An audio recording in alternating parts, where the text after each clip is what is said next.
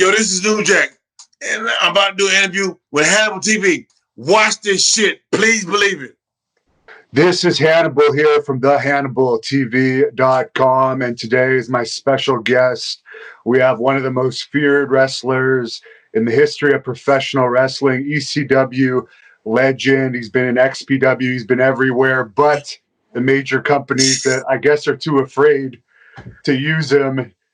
The legendary New Jack. How are you doing today, sir? I'm good, bro. What's going on? The first question I have for you is this Dark Side of the Ring documentary. Everyone saw it. What's your opinion of how they portrayed you in it? I thought it was good.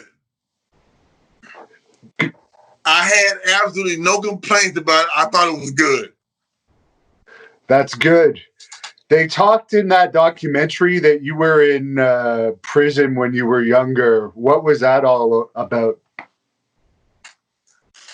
I did a armed robbery and an aggravated assault on a guy, and I did 2 years in prison.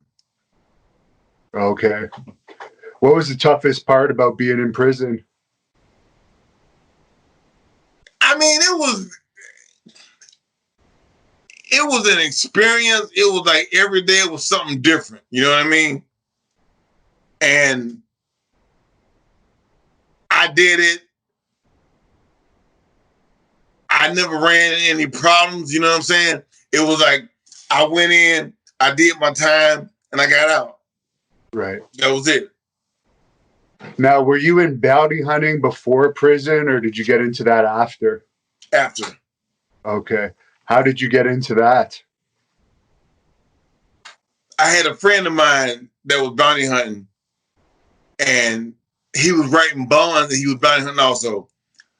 And he asked me would I want to do it. So I went out with him one night, and we were staking out this guy. And the guy was on a bus. He was on a city bus. And the guy got off the bus, and we saw him, and I jumped out of the car and ran and tackled the guy. And I was hooked. After that, I was hooked. I was like, I gotta do this shit, you know what I'm saying? So I got certified through the sheriff's department, and I started bounty hunting. What kind of money did you make doing that? I made a lot of money. Nice. Yeah, I made a lot of money. And I've heard you say you got some justifiable homicides out of your bounty hunting days. What were those over? Just people trying to get away, or people trying to kill you and you have to protect yourself? Basically, yeah. Yeah.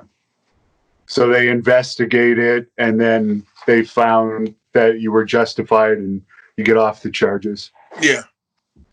What was the craziest thing you experienced as a bounty hunter? Obviously, if you were into homicides, you went through some pretty bad experiences.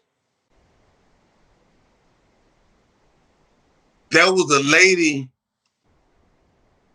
that I had that she had jumped bond, and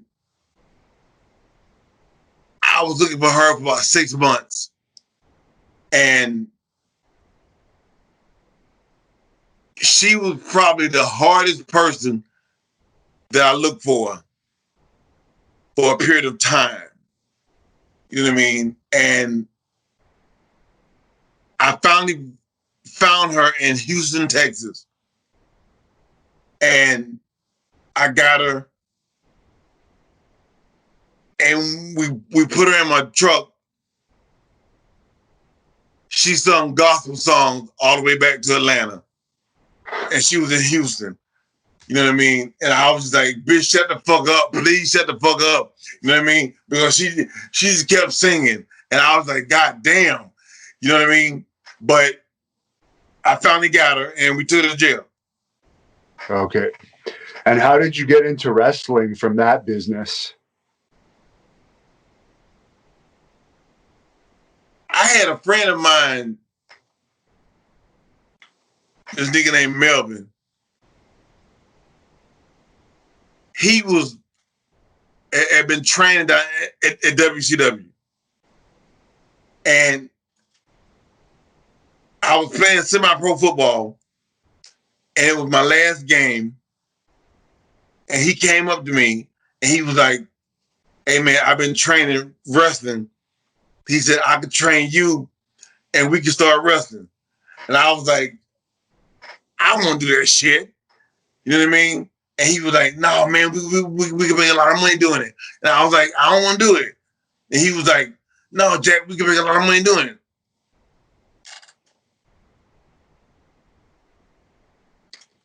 So we started working out, and then I got introduced to Ray Candy.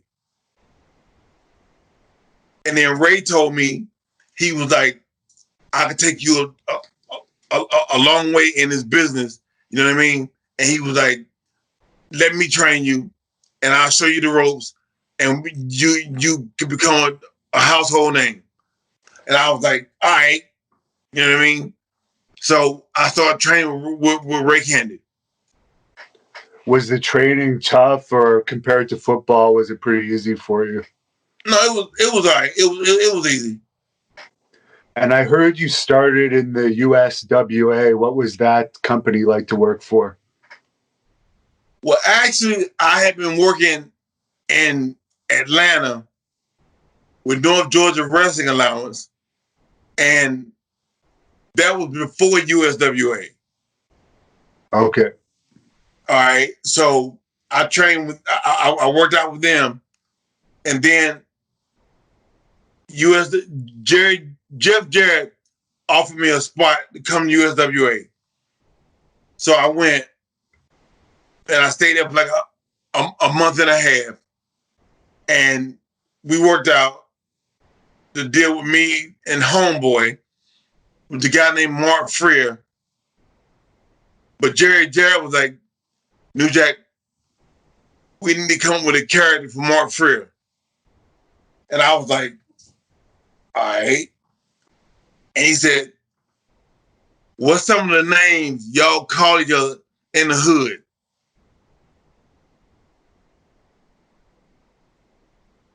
I said, "Well, if I got a friend named Larry, I call him Larry." He was like, "No, what's some of the names that you call each other in the hood?" So he said, "What about Homeboy?" So I was like, "Well, that's his name, not mine." You know what I mean? I'm like, "So if you want to call him Homeboy, call him Homeboy." So he got stuck with the name Homeboy. So it was New Jack and Homeboy, and we tagged, and we did our thing in USWA. How did you come up with the name New Jack?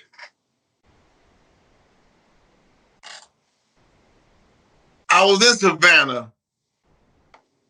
Savannah, Georgia, and I went to see a movie called New Jack City. And I'm sitting there watching the movie, and the name New Jack kind of stuck out. And at the time, I was just getting into wrestling, so I was like, New Jack. And I was like, New Jack, New Jack. I don't know if you're familiar with the guy named Bootsy Collins. No. He played bass with James Brown and George Clinton. Well, anyway, I went to one of Bootsy's concerts, and they was chanting Bootsy, and they were like, Bootsy, Bootsy. So I was like, New Jack, New Jack. And it had a ring to it. So I took it and I ran with it. And that's how I came up with the name New Jack. Now, when you wrestled for USWA, how did you like working for the Jarretts? Did you get along with them? I didn't. Okay. I guess the pay wasn't that great either, from what I heard. No, it was garbage. Were the Von Erichs out of it by then, or were you still going down to Texas? No, the Von Erichs were gone. Okay. And then I guess from there you went to Smokey Mountain Wrestling? I went back to North Georgia, and then I went to Smoky Mountains. Okay. So Jim Cornette recruited you, I assume? Yeah. How did you get along with Jim Cornette? Cornette was cool. What do you think about the whole thing that they recently fired him from NWA because he made a joke, I guess, about fried chicken or something like that? I don't know exactly, but people were accusing him of being racist. I hadn't heard anything about it. Okay. Was it Cornette that put you with Mustafa, or were you already a team with him at that point? Cornette told me, he said, I need a black tag team. He said, do you have a partner? And at the time, I didn't. So he was like, get a partner, and I want to put y'all together, and I want to use y'all. So Mustafa was working with USWA, I'm sorry, with North Georgia also. So I told Mustafa, I said, Cornette wants me to get a tag team, and I want to use you as my partner, and we'll be a tag team. So Cornette was, when I told him about Mustafa, he was cool with it. But then we was on the phone one night talking, and he said, what's the name that you want to call your tag team? And at the time, me and Mustafa didn't have a name. So Cornette was like, I pitched the name, and we was like, nah. Then he pitched the name, and we was like, nah. So then he said, what about the gangsters? But he said the gangsters, E-R-S. I said, what about the gangsters? A-S at the end. I see. And he was like, I like it. So that's when the gangsters were born. Now, I did an interview with Ricky Morton last week, and he said that the fans were pretty crazy when you were wrestling those guys, and that you showed up with a really expensive car, but he told you to go out and buy a piece of shit car because the fans were going to destroy it. Is it true that the fans were that bad there? The fans were terrible. And they hated us. So Ricky he told me, he said, Jack, go out and get a fucking car that's worth about $300. And I bought a van. And I stopped driving my van. I had a Corvette. I stopped driving it. And I started driving the van. Wow. What was the worst experience with a fan you had there in that territory? One night, I had a fan. It was a little boy. He was like about 12 years old. We was coming out of the ring, and he grabbed me. And I didn't look at him, but I spun around and I slapped him. And I didn't mean to hit the kid. And the cops locked me up. They arrested me for hitting that kid, and I had to go to court and pay a fine and the whole nine. It was fucking retarded. And you wrestled The Undertaker in Smokey Mountain Wrestling. What was that experience like? It was cool. I mean, it was like, I didn't know The Undertaker, but when we met that night, after the match, he was like, New Jack, I heard a lot of stuff about you. He was like, I'm not sure if all the shit was true. He said, but if anybody got anything bad to say about you, he said, I'll defend you. He said, because that was the easiest match that I ever had in my life. You know what I mean? Yeah. And we took care of each other. So he was a good guy outside the ring to you, no trouble or anything? Yeah. Did Jim Cornette ever throw one of his famous temper tantrums on you? Not on me, but one night, one of the security guys did something. He was a black guy. He did something bad with Cornette. And Cornette came in the back and called him a nigger. And I heard it. So I was like, so does that mean me and Mustafa niggas too? And he was like, no, Jack, it just got blown out of proportion. He said, I didn't mean it. You know what I mean? He was like, don't worry about it. I'm sorry, I didn't mean to say that. You know what I mean? So we got past it. Was Sunny still in Smokey Mountain Wrestling when you were there? Yeah. How did you get along with her? We was cool. Me, her, and Chris was cool. I always looked out for Sunny. Oh yeah, I heard in later years, wasn't there some parking lot fight or something and you helped protect her or something like that?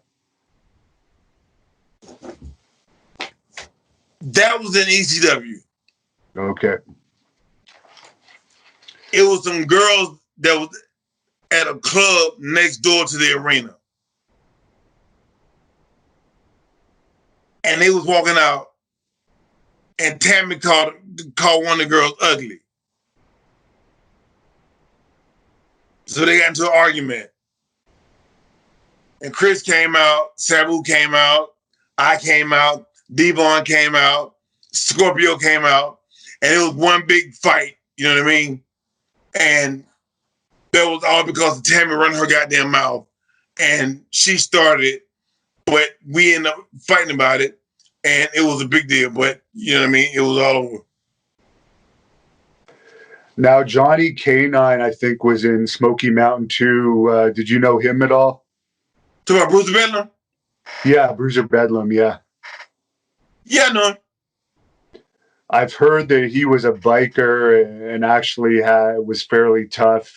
Are those rumors true? He's dead now, right? Yeah, he's dead. Yeah. Bruiser burnt down a police station. He got locked up and got out of jail and burnt down the goddamn police station. You know what I mean? So yeah. Bruce didn't play. He didn't fuck around. No. And what about Chris Jericho? Was he around in those days? He was there, but we never had any dinners with each other. We worked a couple of matches together. Well, they put me and Mustafa over, him and Lance Storm, but that was it. Okay. So you didn't live in the same house that Jericho and Storm lived with Bedlam. You had your own place. Me, D-Lo, Balls, Mustafa, we stayed in the house. Jericho and Lance Storm, they stayed in another house. Okay. So from there, I guess you went to ECW. What made you switch promotions? Better money, I guess? Yeah, it was time to go. You know what I mean? It was time to go, and we left. And Cornette didn't want us to leave at the time, but I felt like the time was right. It was time to go, so we left and went to ECW. They didn't want D-Lo. They didn't want me and Mustafa. So we went. Was it Paul Heyman himself that recruited you? Todd Gordon. Todd Gordon, okay. So what was your experience like when you got to ECW? It seems like it's more your style of promotion than SMW. I mean, it was cool. They welcomed us, you know what I'm saying? And I mean, we went up there and we did our thing. Now, Chris Benoit, I guess, was in ECW at that time. Did you have any matches with him? No. No. What was your experience like with him? Obviously, he ended up going crazy. he didn't go crazy. I mean, he was worried about Tammy with the shit that she was doing, and he dealt with it. I mean, you couldn't control that bitch. I mean, she was in a world of her own. Huh? You mean Nancy? You said, hold on. You said Chris or Tammy? Oh, sorry. I was talking about Chris Benoit.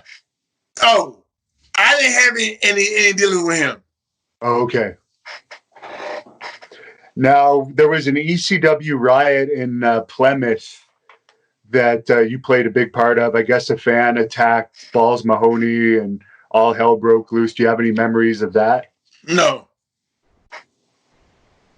And I'm not going to ask you too much about this because you already covered it in the dark side of the ring, but any thoughts on the mass transit thing? One interesting thing I saw from the dark side of the ring is you said you tried to cut him with just jabs first and it didn't bleed. So that's one of the reasons why you ended up having to do the big cut.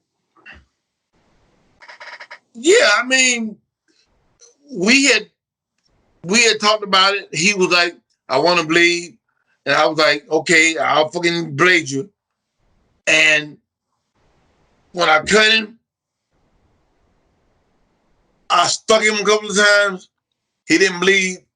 So I sliced him and he bled a lot. You know what I mean? And that's when everybody got all upset and bent out of shape because they was like, you cut him too deep. And I was like, well, fuck you. I'm like, he shouldn't have been the guy in the ring with me in the first place. You know what I'm saying? So just whatever. Do you think a lot of that had to do with your character was so believable? Because that's not uncommon for a veteran to blade a young wrestler if they ask for it. But you had that stigma of being like a psychopath that like everyone bought into it. I mean,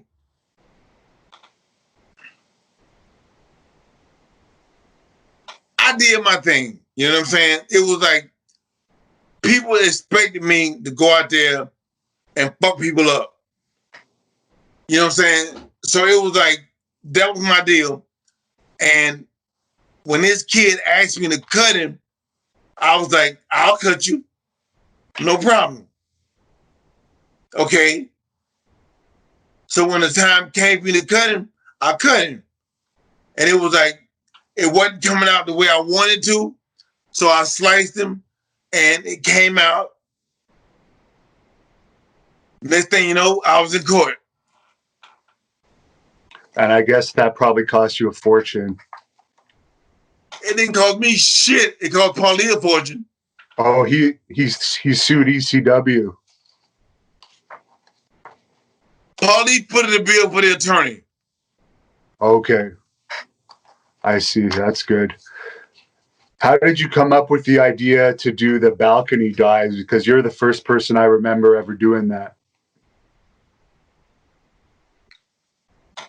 When I was a kid, I used to go to climb on top of the house. And my mom would drive up in the driveway.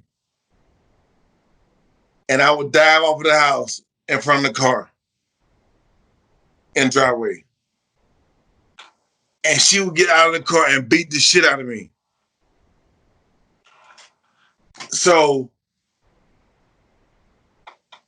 Paulie was mad at me and Mustafa about something that I had done. So we was doing jobs every night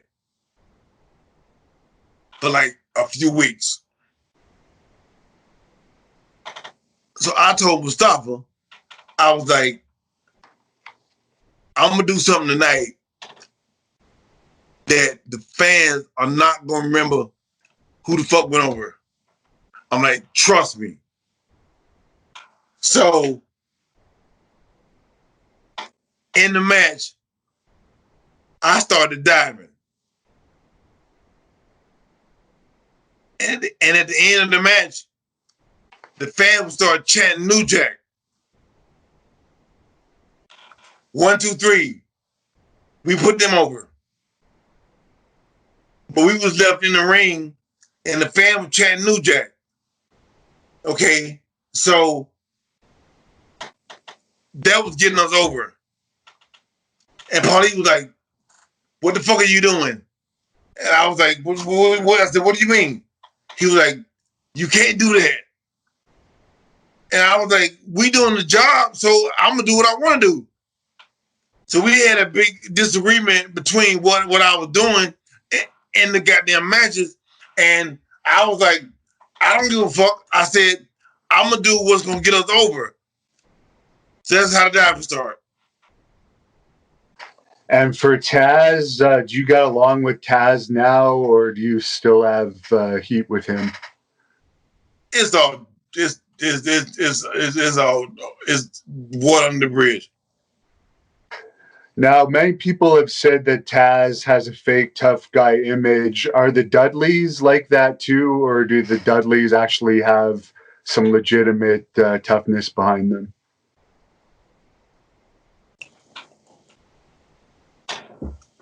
Bubba and Devon are two of the biggest bitches in this fucking business. Okay. I mean, it ain't shit tough about Bubba and Devon. There's the character that they play, but it ain't shit tough about neither one of them. At any point during your ECW run, did WCW or WWE reach out to you about working for them? Vince called me and offered me a spot. But the catch was he wanted to own my name, my character, okay, the likeness of, and I wasn't going to give it to him. You know what I mean? Because I'm like, who the fuck am I without the name New Jack? You know what I'm saying? I couldn't sell a ticket with the name Jerome Young. Okay, so we couldn't come to an agreement on that.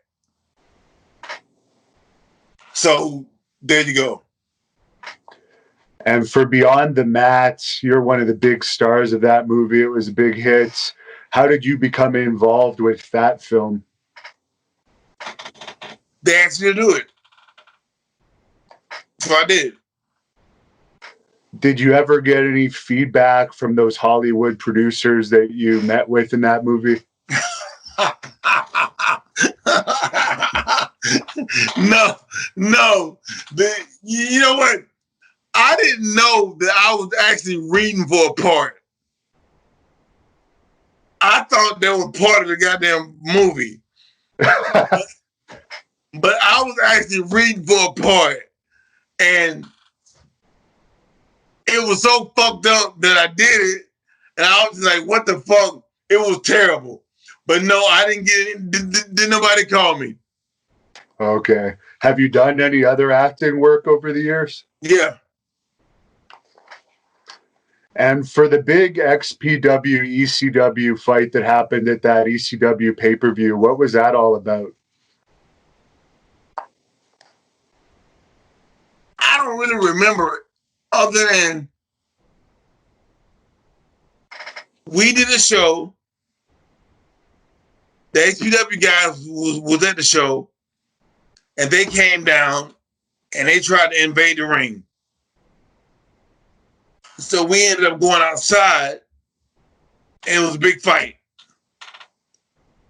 And the cops came out there, and they was like, is this part of the show or what? You know what I mean? So it was a big deal where they didn't know it was part of the goddamn show or what. And we went on, and we got in a big fight, and it was a big deal.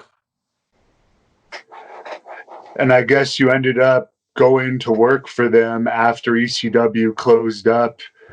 How was it working for XPW? It was cool. Did you get along with I think it was Rob Black that ran it? Yeah. Did he ever make you an offer to be in one of his porns? No. No. But he used to let us come and watch them make the porn videos. And it was the sickest shit I've ever seen in my life. Dude, he had them bitches doing all kind of nasty shit. And I was like, what the fuck? But no, I was never asked to be involved in it. What kind of shit? Just like really gross stuff? Like, they had a thing what they did called Slap Happy. And the guy would be fucking a girl, and then he would start to slap her. And he would slap the spit out of her mouth. And we would watch it. And it was the nastiest shit you've ever seen in your life. And the bitches would throw up on their dick, and they would just do all kind of nasty shit, and they would gag them, and they would stick their fingers in the throat and make them puke. And I was like, what the fuck? And it was like the nastiest shit in the world. But we watched it, and the shit was retarded. Is it true Rob Black put like a hit on one of the wrestlers for allegedly hitting on his wife or something? Messiah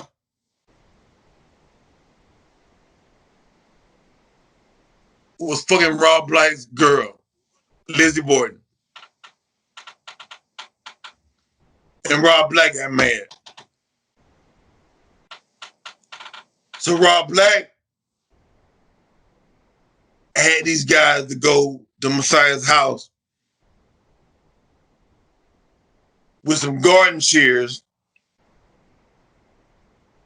and they cut his thumb off. Wow. Now, you were talking about girls earlier. What was better for the ring rats, Smokey Mountain or ECW? ECW. Yeah.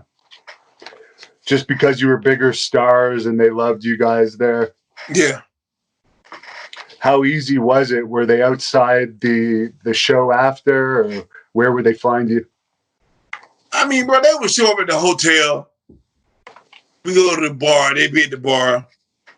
And it was just like a big fucking party. You know what I mean? Yeah. And it was just easy shit. You know, and they was willing to do whatever the fuck we wanted to do, and that was it. Now, we both hate Abdullah the Butcher. We both have that in common.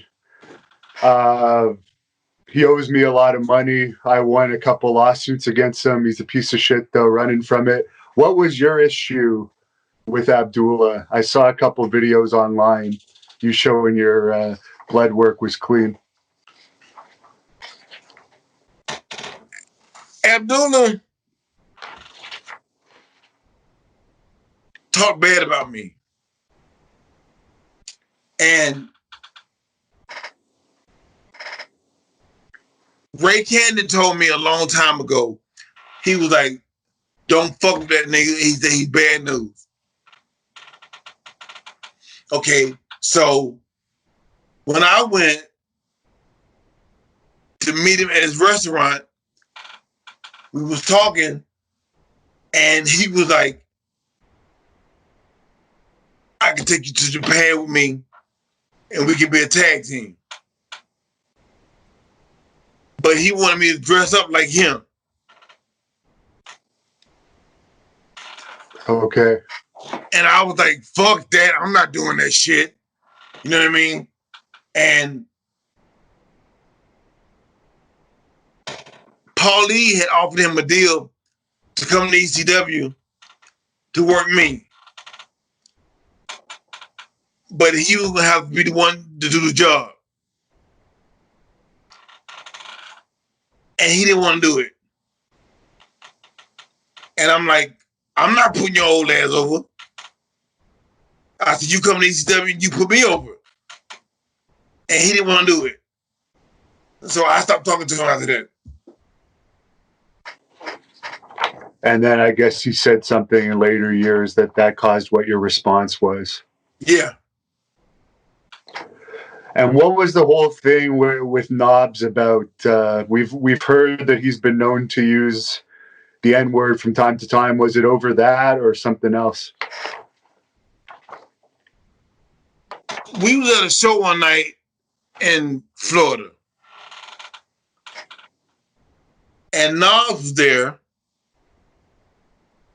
and he came out, and he said he was talking to the locker room, and they were like, "Okay, let's listen to this motherfucker. What the fuck ever." And I was like, I'm sitting there listening to him, and somebody had texted me, and I was reading my text on my phone, and Knobs had just made a comment to somebody, and he looked at me, and I laughed. And he was like, "Nujat, what you laughing at? You can't wrestle." And I was like, "Really?" And he was like, "You can't wrestle?" So I stood up, I took my ring off, took my watch off, set my phone down, and I hit him in the face. And he fell. And I jumped on him and I started beating the shit out of him. And he was like, "Jack, what's wrong with you? We brothers." I said, "Well," I said, "Motherfucker, we ain't brothers." I said, "I don't fucking know you." And during the whole time, he was trying to talk his way out of his ass whooping he was getting. And I beat the shit out of him. I beat the fucking shit out of Knobs that night. So he sent me this picture on Twitter where he was bent over showing his ass crack. And bro, he got a butthole like this big. And if you go on my Twitter, it's still on there. Right? And I posted it on Twitter. And he got my phone on me and he called me. He was like, "Nujat, why you gotta put that picture up?" He said, "Brother, I'm sorry." And I was like, "No, fuck you." I said, "You sent me that bullshit, I'm gonna post it." And he asked me to take it down, but I wouldn't take it down. I left it up. And it's still up to this day. It's on my fucking Twitter. And you've done a couple shoot interviews, or at least one with the Iron Sheik. Are you still friends with them? Yeah. Do you have any stories about him? No, me and the Sheik, we just cool. And what about the Honky Tonk Man? You still get along with him? Yeah. For the ECW One Night Stand pay-per-view that WWE put on, did they ever contact you about being part of that? They wanted me to do, what do you call it? Via satellite.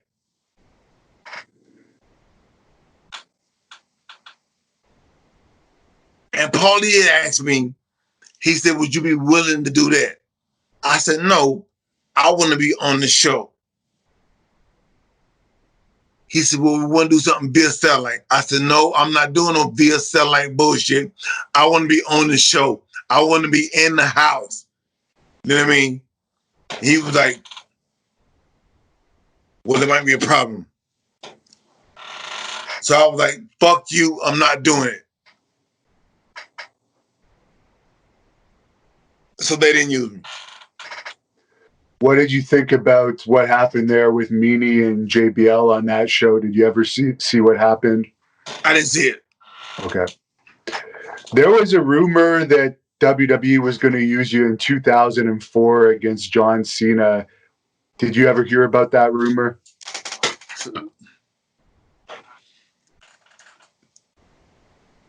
They wanted to use me with Cena about the stabbing. When I stabbed a guy in Florida. Right. And they wanted to use me with Cena. And he was supposed to get stabbed by somebody. And the mysterious stabber was supposed to be me. Okay. But once they realized the shit that really did happen, they used Carlos Colon. They used his son. Okay.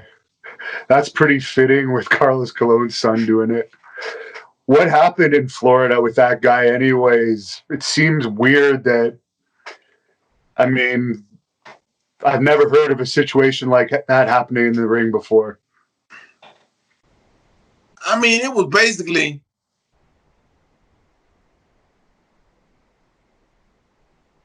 he signed up to be my opponent. And when I went to talk to him about what we was gonna do, he was like, okay, whatever. And I'm sitting there trying to talk to this guy about the match, going over the match. And he was like, boy, what the fuck ever.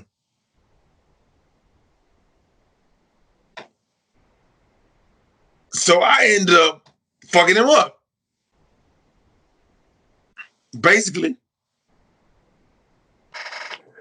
Did the police actually show up to the show, or were the charges filed later on? Dude, they showed up and they arrested me. They took me to jail. Okay. And I guess the guy ended up dropping the charges. Yeah, he did. That's crazy. That's crazy. You're lucky that he dropped the charges, I guess. Yeah. Was he trying to shoot on you in that match? Yeah. Okay. And with the Gypsy Joe match, I guess he wasn't selling for you. That's what set you off in that match? Yeah, he was. He was like, New Jack, I can teach you a lot. Just listen to me. And I was like, you talking to me? And he was like, yeah, I can teach you a lot.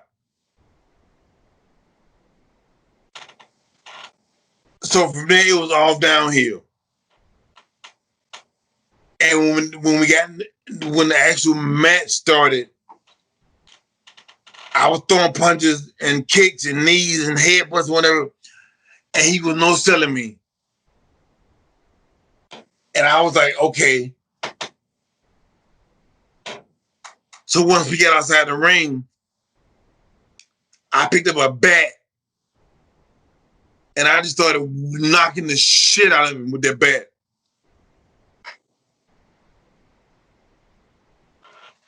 Now, was there any police called in that, or it just you left, then it was all over and done with? I left. Okay. Did you ever see him again since? No. No. And the Vic Grimes thing, I guess that was stemming from he didn't protect you properly earlier on, and you wanted to give him a receipt? Yeah. I told Vic, well, I asked him, did he go up and check the scaffold to see if it was okay for us to jump off of? And he was like, I checked it out, Jack, everything's fine.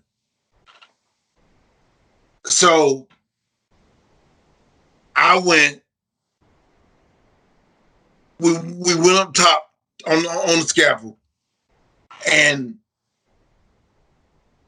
Vic was like, Jack, I can't do this too high. I'm like, what the fuck you mean too high? I'm like, we on pay-per-view as a bitch. I said, we jumping on 3. And he was like, Jack is too high. So I said, on 3. 1, 2, 3. And I pulled him down. And he did a flip, which put his back up against my head. And my head hit the floor and cracked my skull. Yeah, so if I understand the receipt there. Is it hard to get a taser in the U.S., by the way? Because I'm from up here in Canada. Very difficult here. No, just go to your local pawn shop. You can get one. Now, I'm friends with a guy named Hangman Hughes that you did an elaborate rib with in IWA Puerto Rico. Could you tell the story of that rib where you freaked out the dressing room with Mike Hughes? I don't remember. Okay. Okay, maybe it was more funny to him. I guess it involved a gun or something. But apparently the dressing room thought you guys were going to kill each other, and everyone was freaking out. Luke Williams was there. What are your thoughts on AEW? Have you seen any of it? No. What are your thoughts on Impact Wrestling now having Tessa Blanchard as the men's champion? I don't watch it. Do you watch any wrestling? I'm going to guess no. No. Were you a fan before you got into wrestling? I mean, I watched Mid-Atlantic when I was a kid. Is it true that you like Dusty Rhodes? Yeah. Any other favorites from when you were young? No. Do you have a favorite opponent? Balls. Balls Mahoney. How did he actually pass away? Do you remember what the cause of death was? I don't know. Would you ever consider being a wrestling manager for somebody? No. Are you retired now? Semi. Now that Paul Heyman's head writer for Raw, do you think there's any chance they would use you for an angle of some sort in the future? No. Did you get along with him overall through your career? I mean, we was all right. We was okay. There was a fan that wanted to know if you had any stories from Greensboro, North Carolina, wrestling or otherwise. That's where I'm from. Okay. That's where you live now? Yeah. Okay. So you like it there, obviously. Yeah. And it talked about in this Dark Side of the Ring documentary, you're a pretty good cook. What's your favorite dish to cook? Spaghetti.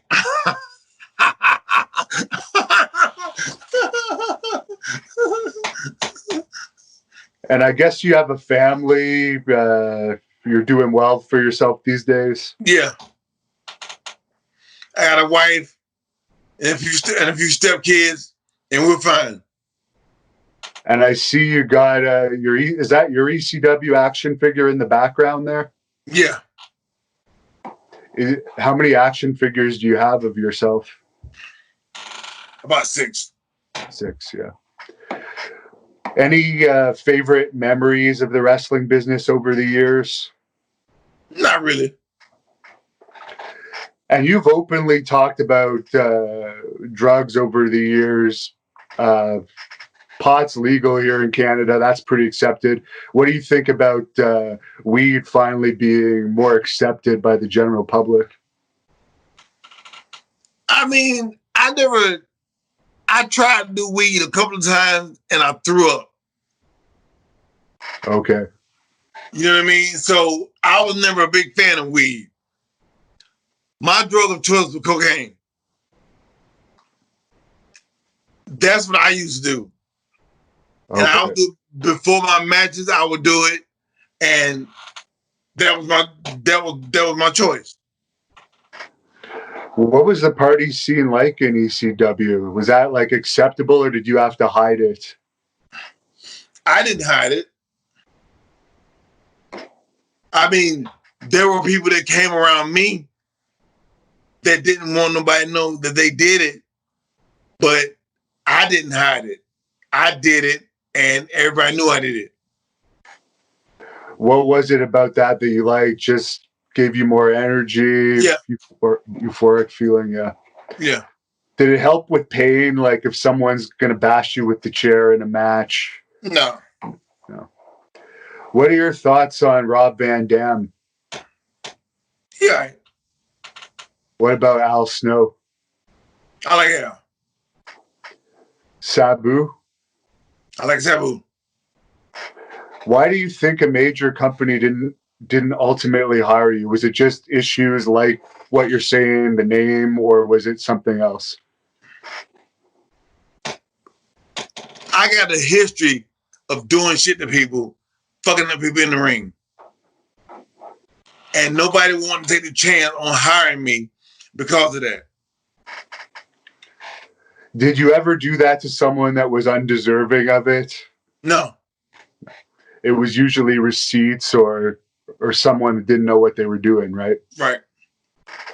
And you're obviously a great heel, underrated as an actual wrestler. Do you have any advice for heels out there that might be watching this that are professional wrestlers? I tell them all good luck. Is there any wrestlers that you're still friends with behind the scenes? Gary Wolf. Gary Wolf, yeah. He seems like a good guy. Did you get along with the Sandman behind the scenes? Yeah. What was the most fucked up you ever saw Sandman?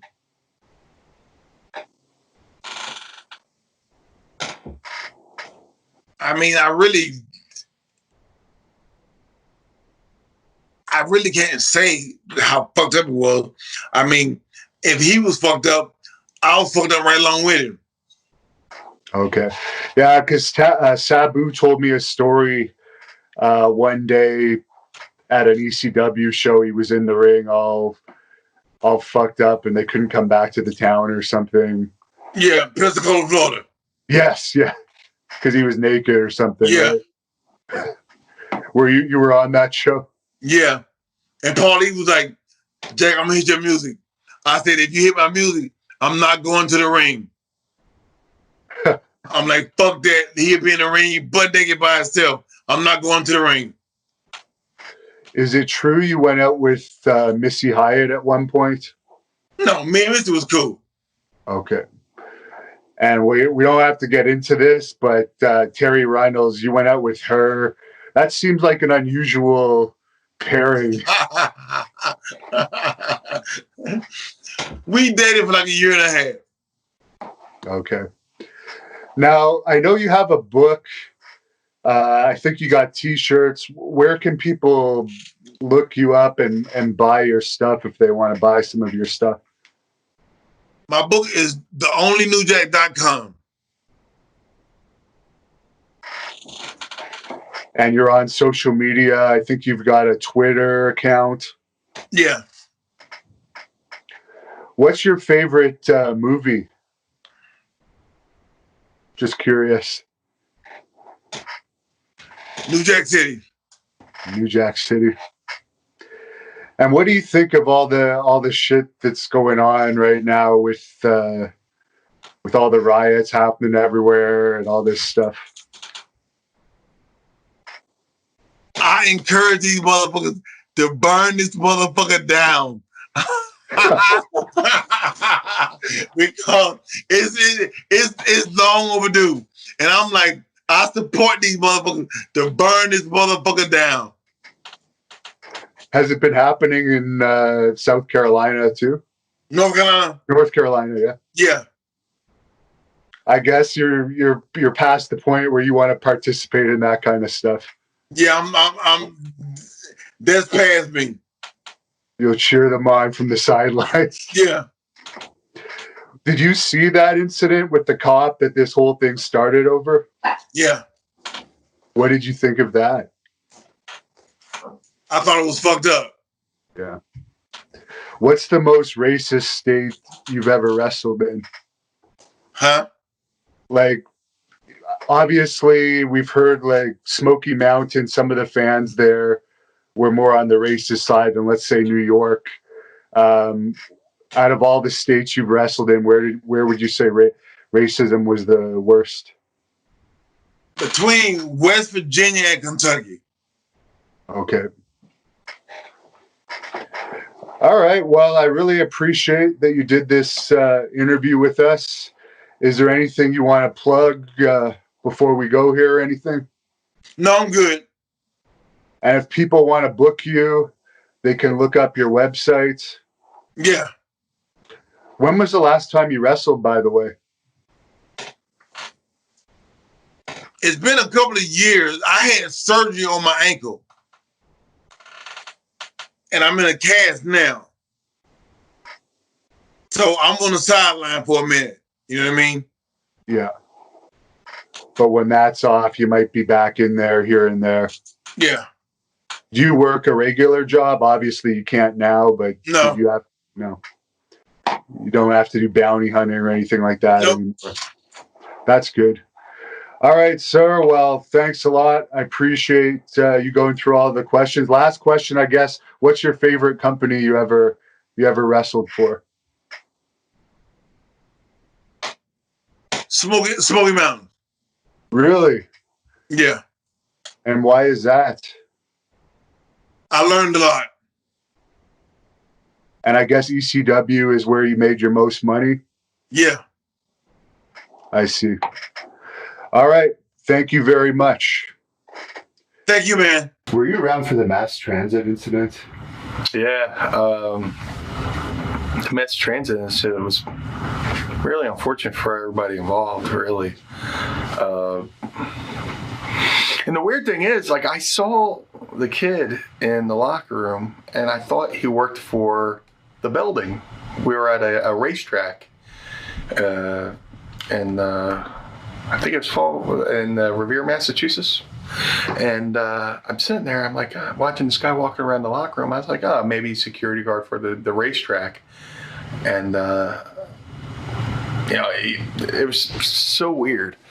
Because other people said when he showed up with like 2 midget wrestlers, and he tried to get on the show, and he pitched himself to Paulie, saying that he was doing this Ralph Cramden gimmick.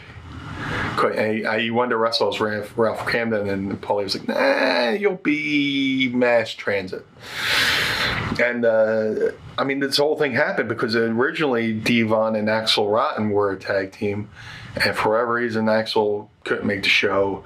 So as a last minute replacement, usually, you show up and you introduce yourself, and if they decide to use you, they use you. And this kid had said he was trained by Killer Kowalski, and he said he was older than what he was. I forget what he said, but at the time he was 16, 17. I believe he said he was 19. And the ironic thing about the whole mass transit thing is he claimed he was trained by Killer Kowalski, and normally Killer Kowalski would come to these events with his students, and before every ECW show, the younger guys would get in the ring, roll around, for all the events. And Tracy Smothers, who's an unsung hero to a lot of the ECW younger guys, because he would get there, do drills and stuff like that, and cardiovascular stuff. So our guys would work out with Killer Kowalski's guys. Well, this show, Killer Kowalski didn't come to this event. He didn't bring his students, and if this kid Mass Transit had claimed he was trained by Killer Kowalski, we could have had Killer there to say, hey, he's not my student. This guy's obviously lying. So the kid lies about his age, lies about his experience, and walks around the locker room, and he has completely no etiquette whatsoever. When I was trained by Al, go in the locker room, put your bags down, sit down, mouth closed, ears open. Yes, sir. No, sir.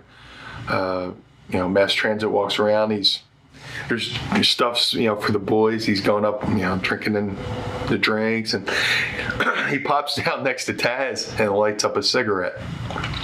Which, if Taz is clean living, Taz doesn't drink, doesn't smoke.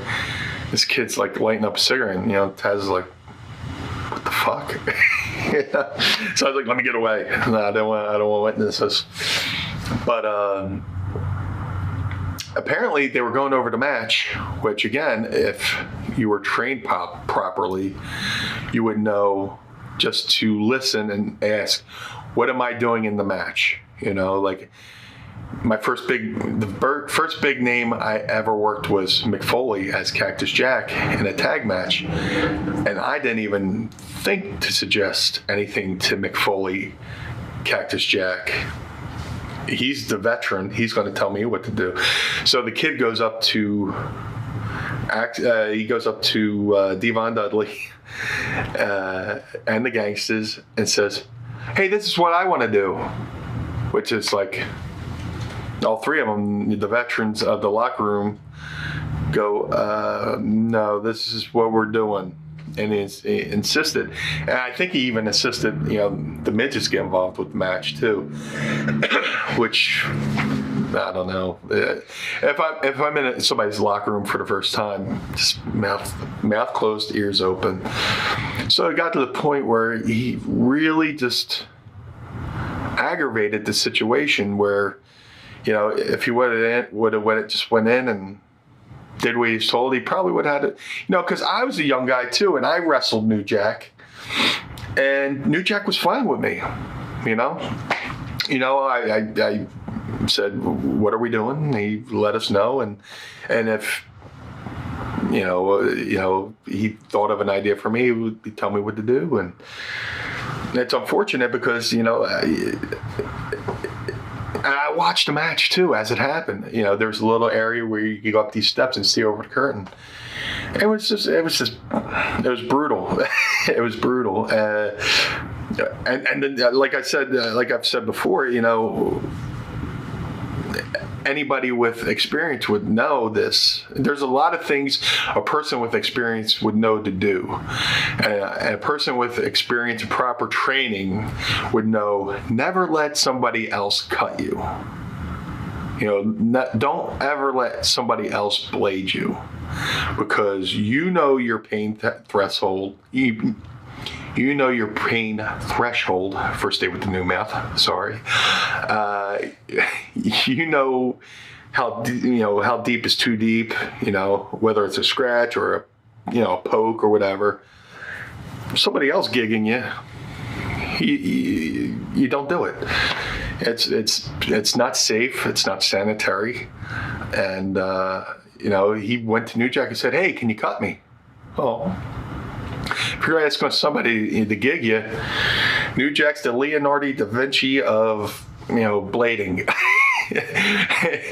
If you're going to say somebody come and look at their own forehead, and New Jack's forehead looks like, a MapQuest of, pro wrestling. And so, like I said, it's so unfortunate that Killer Kowalski wasn't there to say, "Nah, he's full of shit." It's unfortunate that the kid lied to get into the locker room, lied to get in on the match, lied about his experience, lied about, about his age. And I mean, if you go back in history, this happened, in the WWE with the Chuck Austin incident, where the guy just showed up and lied about his experience and wound up getting paralyzed in the ring by Marty Jannetty. So you think people would just learn from, it's an unfortunate incident of history repeating itself. No, when you train to wrestle, it's not like you go to DeVry Institute and you get a certificate of pro wrestling. Hey, this is my completion stage of pro wrestling. There's nothing like that. You go by somebody's word, or word of mouth, and there was no way to vet this kid's facts or lack of facts and his lies. So unfortunately, because somebody lied about their experience, age. A company almost got shut down, and a lot of people almost lost a lot of work and opportunity. And it's a shame for everyone involved. Is it true that New Jack actually dated Terry Reynolds for a while? Yeah, I believe, New Jack dated Terry Reynolds, but other than that, I don't know any details. You see photos on Facebook. Oh, that's cool. Thank you for watching the Hannibal TV. Please like this video if you enjoyed it, and click the subscribe button to not miss any of our latest shoot interviews, match videos, or news updates. Support us on patreon.com for $1.99 a month to watch our full shoot interviews ad-free and help our channel grow. Follow us on Twitter at the Hannibal TV for instant updates.